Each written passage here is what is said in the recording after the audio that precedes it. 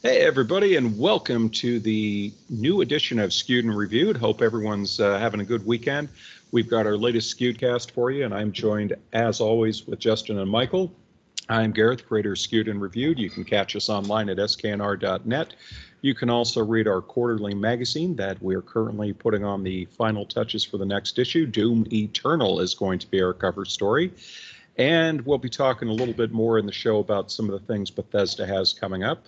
You can catch me each week on BJ Shea's Geek Nation on KISW FM. Simply go to the page. Usually on Friday, we put that up there, and have our weekly segments. We talk about all things film, game, travel, pop culture, convention, entertainment, and more. And of course, finally, last but definitely not least, the 8 newspapers. We appear in PenalCentral.com. Just type in keyword skewed, and you can see our content each week there. So wanted to start off, we have some convention stuff to recap, we have some hardware, we have some gaming, a lot of big conventions coming up.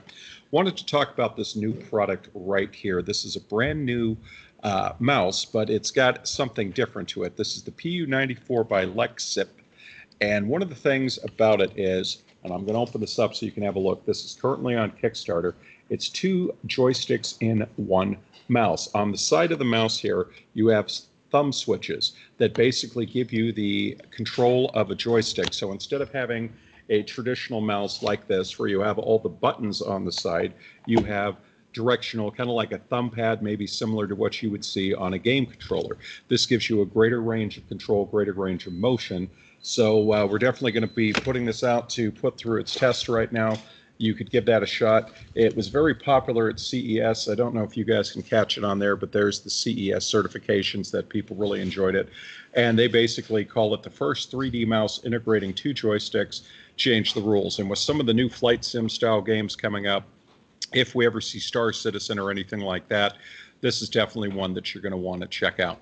So, as we mentioned, next week is a lot of conventions. We'll be covering Wondercon, and PAX East is actually going on as well that weekend in Boston. We have C2E2 going on right now, and we've had a lot of talk about Mortal Kombat 11. And of course, the week after that is CinemaCon, and Michael will be there covering it. But starting off, we have some news that Bethesda is going to be doing their Game Days event, and that will be taking place March 29th through 30th. So, Justin, why don't you start us off? Tell us a little bit about what's going on with them and what we can look forward to. Yeah, so looks like we've got a Bethesda event coming up right around the corner. I'm not 100% sure exactly what they're going to be showing at this event, but hopefully we get to see a little bit from their new titles that haven't come out yet. We also, I think we got word that they're having a pretty big showing at E3 later this year. So yes, I think that's a good thing after a string of announcements of a lot of companies that seem to be pulling away from E3. Bethesda, I think they're probably going to be happy to have a solo stage there. I'd have to look a little bit more into what they're going to be showing at their game day right around the corner, but hopefully we get to see a little bit of Doom. I would love that. And maybe some new updates for some of their other titles. And Michael, what is your take on this? Yeah, so I actually just pulled up the schedule myself, and it looks like we're going to get to see some Fallout 76 live stream. I think they're going to be showing some of the new Wild Appalachia stuff, I'm sure, but hopefully we'll get a little bit more details on the roadmap that we've got coming out. Again, what we've seen in the past with Bethesda's online experiences have always been kind of a slow start. Elder Scrolls went through this, but as they add more content, it kind of starts to evolve into more of the game that I think people were hoping for when it comes out. So we're going to see some Fallout 76. They're going to probably show some of the Elsewhere, the new Elder Scroll Online expansion that's going to reintroduce dragons to the world. As an avid Elder Scroll Online player, I'm really looking forward to that. We saw a little bit of Elder Scrolls Blades. It's kind of their mobile game. They showed a little bit of that at E3. Had a demo booth set up and that sort of stuff. Looks like we're going to get to see a little bit more of that. Again, mobile gaming much to the chagrin of myself because I'm not a huge mobile gamer, but it is clearly continuing to take off. So it's good that we're seeing these larger companies release more AAA type experiences where possible for mobile gaming. So we should see some of that. Obviously, Rage 2, I know that's slated to be released here in the upcoming months. We had an opportunity to play it at E3. Great game. Really enjoyed what we've played so far. So looking forward to seeing some more of that. Hopefully a little bit more detail on the environment. I'd like to see some of the vehicular combat. We know with Rage, that was kind of a big deal. We know that they brought in developers from the Mad Max series. We haven't seen much in the way of vehicular stuff yet, but the assumption is it's going to be there. So obviously Rage 2 is going to be a huge thing. So those are some of the big ones. Obviously, the Elder Scrolls Legend, their card game, they're going to be showing off some of the expansions for that. So it looks like it's going to be a big view of what we've seen so far, some expansion on some stuff we've been waiting for, and kind of something that will lead us into E3. Hopefully E3 will be more about seeing some of the new development stuff. Looks like this is going to be kind of an overview of the upcoming fairly early release type things, deeper dives into Fallout 76, kind of generate more excitement there. And overall, it looks like it's just going to be a big opportunity for Bethesda to kind of show off what they've got in the pipe, and leaving some of the bigger reveals, I think, for E3.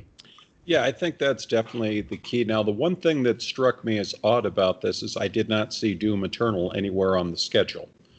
And I thought, okay, obviously that you were probably going to see something at E3, but I did find it odd that there was nothing on the schedule, especially considering how they just recently, they had, what was it, about a month, 6 weeks ago, they put 25 minutes of gameplay out. So that was interesting. And I guess it's probably a case of we don't have anything new to show you, and we don't want to just show you the same 25 minutes of gameplay. I would like to know once and for all if Rage 2 is going to have multiplayer, because, when we asked them about it at E3, they basically said, we're open to it, but we're not commenting on it because our goal is to make the best solo play experience, so on and so forth. Now, changing gears, and I guess, Michael, why don't you continue on with this, and then we'll get Justin's comment on it. We had speculated a lot about what Sony's plan was with their decision not to show up at E3. Now, we all said, okay, obviously PSX is going to return in the fall. That was our assumption. But then we find out that Sony is going to be running a new thing called a State of Play. Now, the first one is going to take place tomorrow, and it is scheduled for 2 p.m. Pacific time, 5 p.m. Eastern time. And in that is Sony is going to be running a new State of Play stream. Apparently, this is going to be an ongoing thing for them, and they are going to announce new games, show off new trailers, and give updates on both PS4 and PSVR titles that are coming. Now, some people said if this sounds familiar, it's because it's similar to what Nintendo has been doing with their Nintendo Direct presentations. So essentially, they want to break these down, stream them out throughout the year instead of just lumping them all together. So why don't we start off with this? What do you think of them doing this, and what do you think we might see or hear about tomorrow? Yeah, so to me, it looks like Sony's starting to evolve a bit with the way social media is these days, with the way of trying to keep things under wraps until these big shows, trying to keep these things from leaking out. It looks like Sony's going the way of drip feeding individuals and showing off stuff as it releases. I think in some ways it's a smart idea. It allows Sony to kind of break the news, and they're not constantly worrying about stuff being leaked to other venues to break the news, and allows them a little bit to have a little more tight control of what gets released. Obviously, since we're not going to see an E3 release from them, I imagine we're going to continue to see things like Death Stranding. We'll probably continue to see some additional information on that. Last of Us Part 2, Ghost of Tsushima. I know Dreams had a big presence at GDC this year. I have a couple of Instagram followers and friends at GDC this year, and I know Dreams kind of took center stage there. Dreams was a huge thing that took place at their PlayStation Expo the previous year. So I would expect we're going to see more of that as well. You know, it's an interesting way to do things, right? So now instead of building up for these huge shows, they can have these broadcasts, podcasts, live streams of games. They can focus on one game and then kind of drip feed it to the masses. So I think I think what Sony's seeing is that the larger shows, while impressive and reaching out to a good number of people, this way allows them to get access to a much broader audience and allows them to kind of release the stuff on their schedule. So wouldn't say it's surprising. Again, a little disappointing because I still like the idea of E3 and the big conferences where we get to see huge reveals. But again, this kind of gives us an opportunity to get a little taste of what's coming from Sony throughout the year. And Justin, your take on this, please. Yeah, so I don't want to say that I called it, but I called it. No, you did. You did. and you know, I think what you had mentioned that about Nintendo, I think that totally, you know, makes sense. At Nintendo a long time ago, they were struggling to, you know, they had a pretty rough few conferences at E3, especially in a row, you know, in the mid 2000s to late 2000s. And I think they were struggling to with the crowd of other large companies and you know, for a long time it was just Sony, Microsoft, and Nintendo doing big conferences, and you know, a lot of the publishers, their shows were relatively small compared to the big three, and that started to change over a few years. You know, EA's show started becoming bigger. You know, Bethesda entered in the race, and you know, now their show is huge. And I think Nintendo was struggling to, you know, make their news as big as the other guys. So they took this approach of, well, we'll save money by not renting out at like a huge venue. You know, maybe we'll just rent out like some stuff on the show floor, and we'll just do our own thing, and we'll just space it out during the year. And they, you know, came up with this model for the Nintendo Directs, and you know, it's been enormously successful for them. And really, they still do participate in E3. It's just their conference isn't at E3. What they usually do now is they just coincide their Nintendo Direct with when their conference would have normally been, which is usually like Tuesday at 9 a.m. During that week of E3. And you know, they've done that for the last few years. What this really means is that instead of renting out like a huge stage, they pre-record their Nintendo Direct and they just sort of stream it at that time. And then, you know, the stuff that they're showing off, they'll probably have some booths at E3 for people who are at the show. You know, and the other added benefit of this, as Michael touched upon, it's really, they get to set their own pace, because really think about who else is going to be announcing anything tomorrow, March 25th, 2019? Probably nobody. Sony will have the day to themselves and probably the entire week to themselves. We do have PAX East next weekend, so you know, there's probably going to be some news there. But as far as most of this week, if Sony has a good show tomorrow, you know, they show some new stuff, or Ghost of Tsushima, or Last of Us Part 2, or you know, maybe they announce some new title and show a teaser for it. That news will probably dominate for several days, and they don't really have any competition. And you know, I think this model does work very well for Nintendo, because they do the same thing. They just pick sort of a random day that no one else is really doing anything, and they stream a direct, and all of their fans really like it. So I actually don't think it's a bad model. You know, and I don't think it precludes them from ever participating in E3. It just, maybe it means that instead of the E3 we expect from Sony, that maybe we'll just expect more of a live stream type presence like Nintendo does. And I'm fine with that, as long as we get, you know, new stuff. You know, I think it's actually a pretty good model. Yeah, I think you're right. And then, you know, Michael, you touched on Game Developers Conference. We have pictures up. We had Elvin there, and he talked about how Dreams was definitely featured there. We have a lot of pictures of the Sony PlayStation booth. That was, you know, really big deal. Switching gears to another convention that's coming up, we have Star Wars Celebration coming up in a couple weeks. Now, we always know that Episode 9 is getting us its own panel, and we're obviously going to get our first look at it. We're also going to be getting the Jedi Fallen Order, so everyone's getting excited about the look of that game. And of course, we've also been told this week that we're going to get The Mandalorian.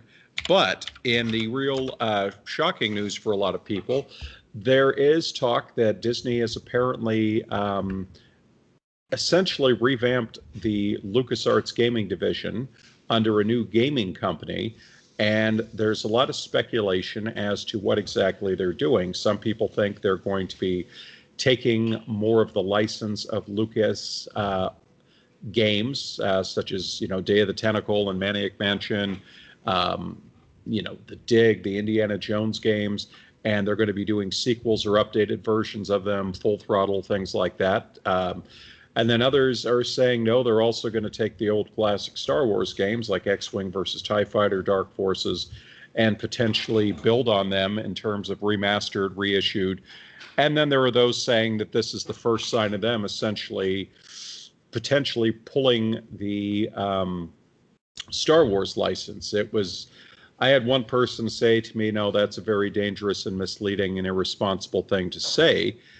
And then I've had other news outlets say, apparently there is a provision in the deal with Electronic Arts that if they do not believe that their franchises are being properly represented, they do have the right to pull the license away. So, Justin, what is your take on all of this? No, I mean, we've seen this plenty of times before with other licenses. Disney ultimately owns Star Wars, and if they want to take back the license, they will. And the matter is timing. So if they've signed a contract with EA that is several years long, chances are obviously it's going to be very difficult to back out of that kind of contract. But if Disney is not happy with the products EA is putting out, then when the contract is up, they will take the license back. So I don't think there's anything irresponsible at all about saying that. And I don't think it's I also don't think that there's a whole lot of evidence to show that that Disney is like overwhelmingly happy with the performance of the Star Wars license under EA. Is it doomed for EA? No, I don't think so. We obviously have Jedi Fallen Order coming out later this year. Respawn is a great developer, and they can probably have a lot of success there. But the fact of the matter is, the two Battlefront games by DICE did not perform as well as they had hoped, and they were mired in several levels of controversy. They've done a great job on working on both of them, but I think it's safe to say that Disney is probably not overwhelmingly happy with the performance of the license under EA so far. And I follow Alien news quite a bit, and and the same thing happened. Sega had the license for Alien for years and years and years. It put out several titles, but ultimately it went back to Fox, and that will probably happen at some point with Disney. And the news of LucasArts Interactive or a new LucasArts based video game company, I think it's a good idea. They do have a lot of old games, and we've seen a sort of resurgence of people with sort of nostalgic desires to kind of play a lot of these older games that they haven't played in a long time. And as it can be very difficult to get some of these older games to run on newer hardware and in newer operating systems. So they have a pretty good opportunity there to kind of go through their backlog, maybe go through and update them a little bit, re-release them, maybe up-res them, or even like a full-on remake them to re-release them and make some money. There's a huge market for retro style games. Good Old Games has a great model where they take a lot of older games and re-release them in ways that you can play them on modern consoles and modern computers rather. So I think that they have a huge backlog that they could do that with, and a lot of other titles that they can make sequels to. So I'm eager to see what they do with it. But we'll just kind of have to wait and see. It's probably going to take a few years before we actually see anything out of them, but I'm looking forward to it. And Michael, I have your feedback in a second, but I wanted to add something that Justin had here. Now, this is where it gets very confusing. So the reports were that Disney has started hiring for what they're referring to Lucasfilm Games. Now, there was an update a couple of days ago where it says Disney, and I'm going to read it exactly as it's posted. Disney has reached out to the media to explain that this isn't a revival, in quotes, and it's definitely not anything like LucasArts. The team at Lucasfilm that oversees games relating to its IPs, including Star Wars Battlefront 2, has been working under that name for years.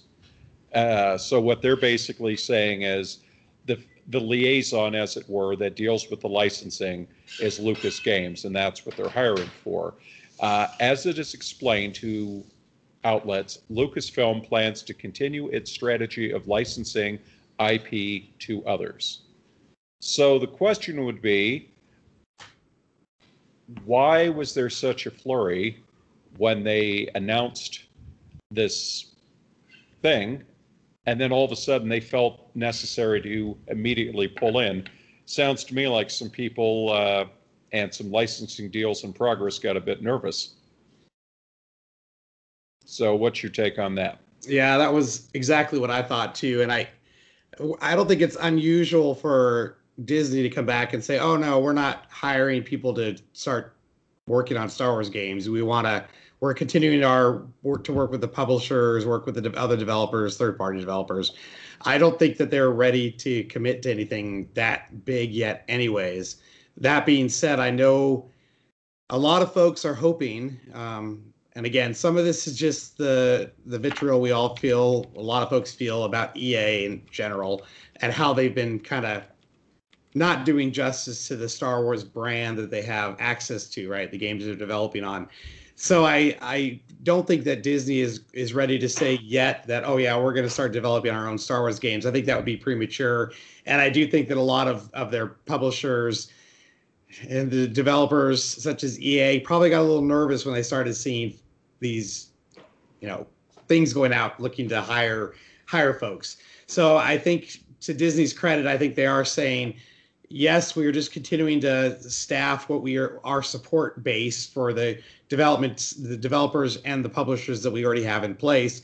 But I don't think that necessarily means that does not leave them open to expand their role down the road. I know that's what everybody wants to see. I think everybody would be very excited if Disney came out and said, yes, we're reopening LucasArts. We're going to start rebranding our games as LucasArts games. We're going to start focusing on revivals of series such as Loom, Monkey Island. I know some of those remasters have already been done.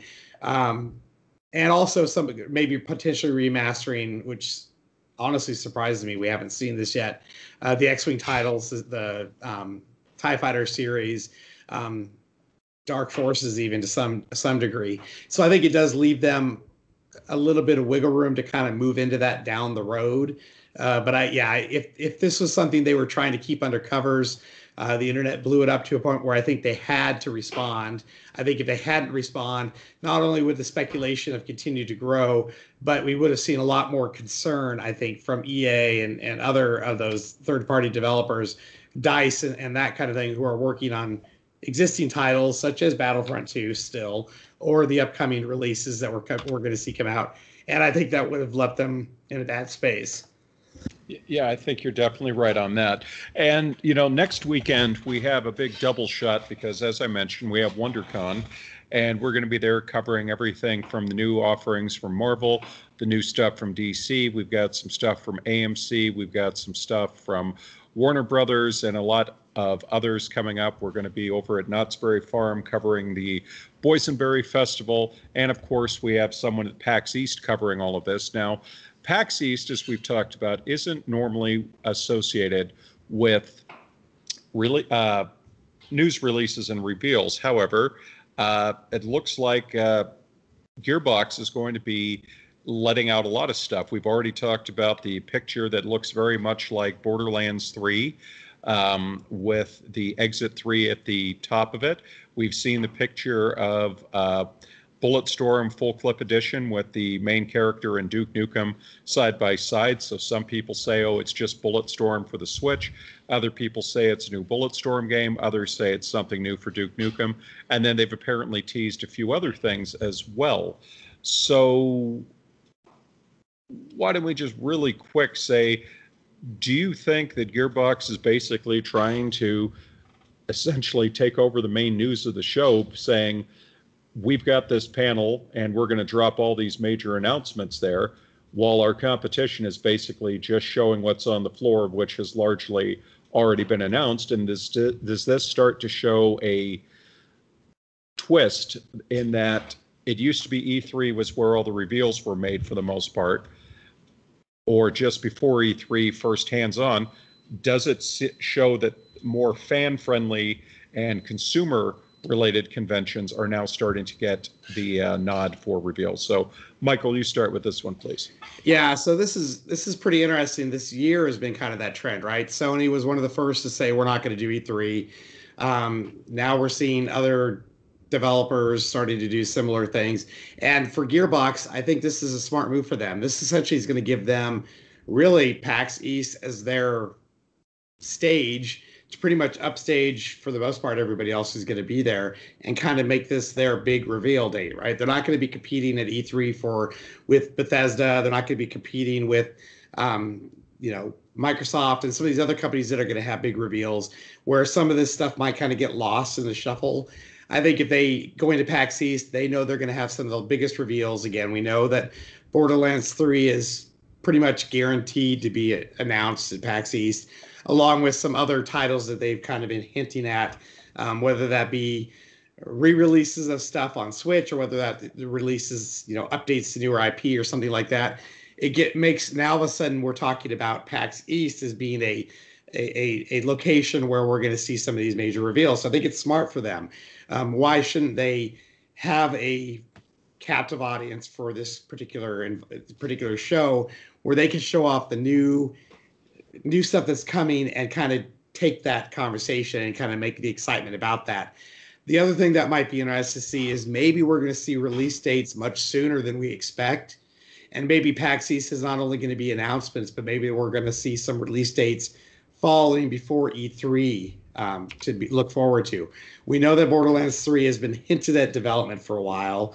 I'm not saying Borderlands 3 is necessarily going to give us a release date of 2 weeks after PAX East, but maybe we're going to see things a lot quicker than we were expecting. So maybe this is an opportunity for them to not only announce, but also surprise folks with some release dates of stuff coming out and hit the ground running before E3 even comes into the picture. And Justin, your take, please. Yeah, I think there's a certain level of finesse that's required, or with a lot of these companies, and I think there's a little bit of active subtlety that a lot of people sort of miss here. And I think part of it is Gearbox knows that if they announce Borderlands 3 at next weekend at PAX East, that will be the biggest news of the show.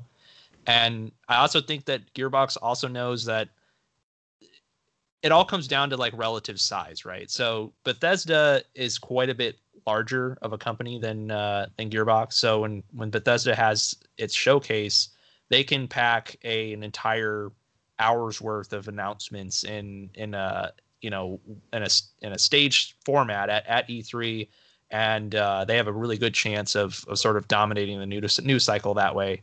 Gearbox, I think, if they announced Borderlands 3 at E3 this year, it would be a very big announcement, but there's also going to be other very large announcements at the show. I think Gearbox sort of banking on the fact that PAX East is a relatively smaller show. And like you said, everything they're showing on the show floor is probably stuff that's already been announced. So they will kind of have center stage next weekend.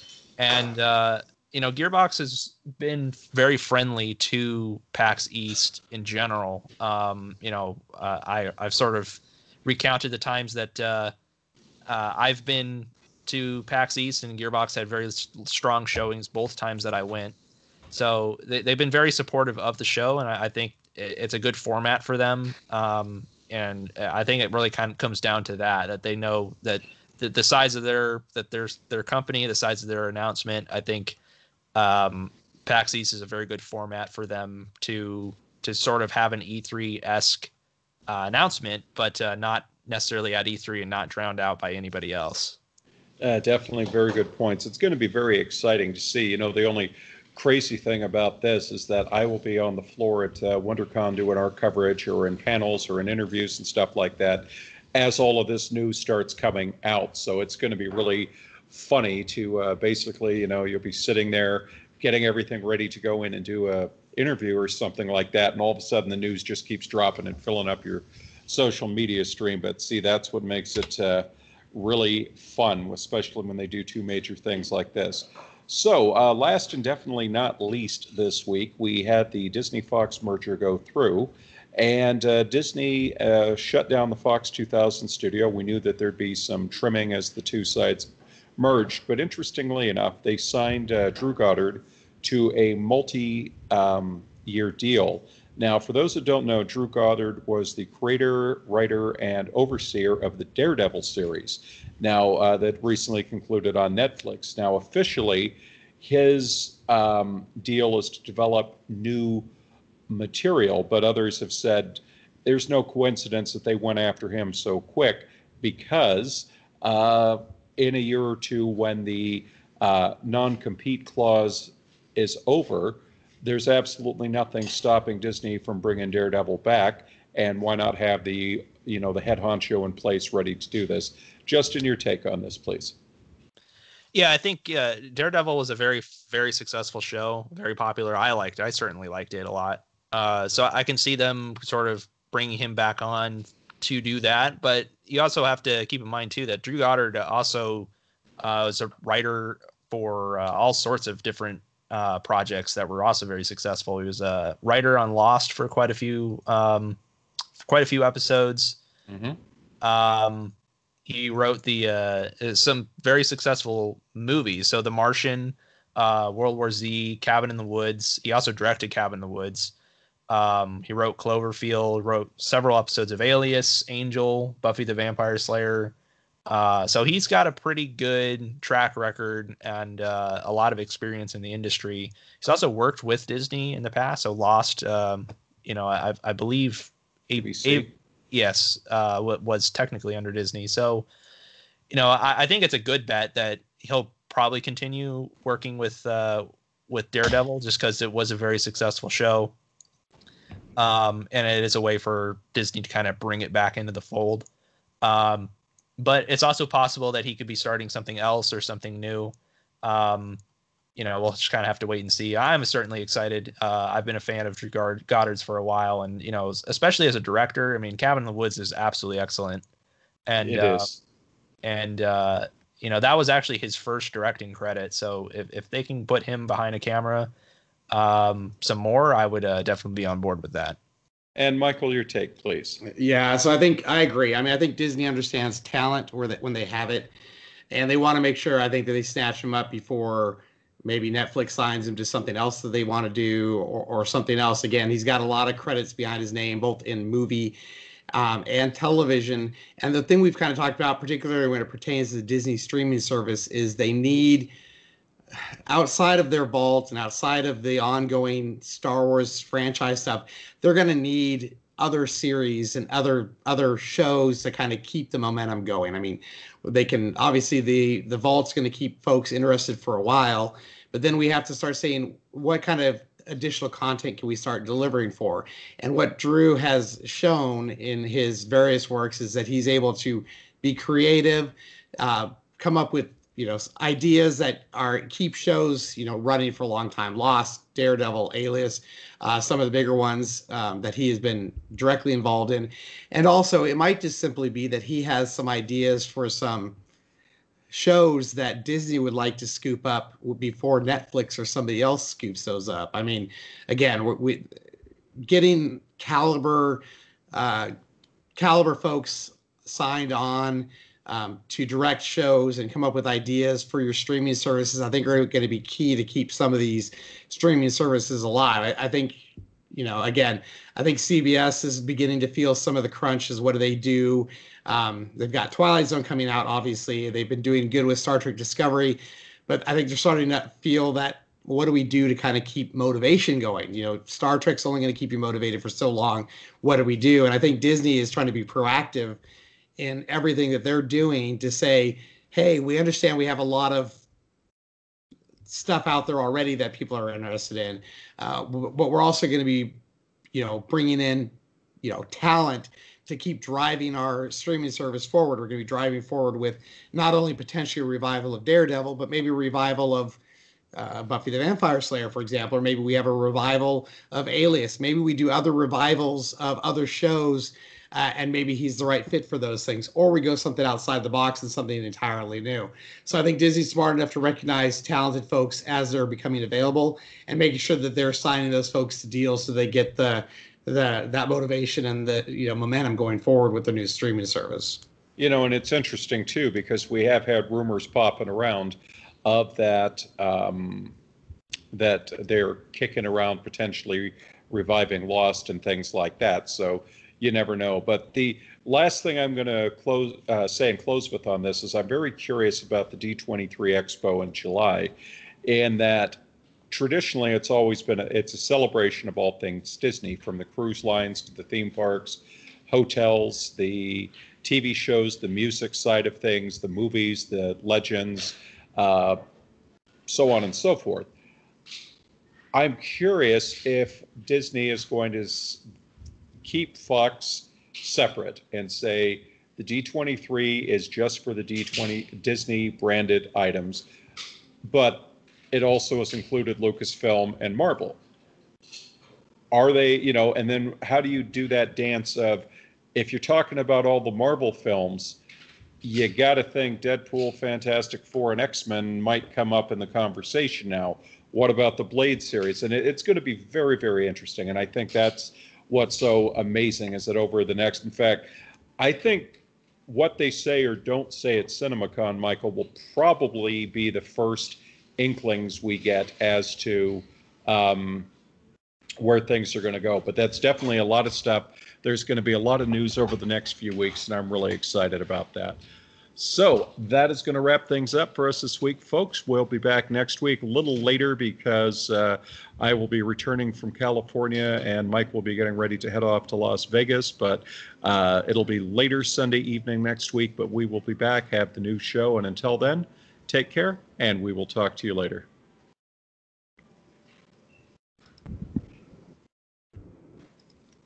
All right, got it. Excellent.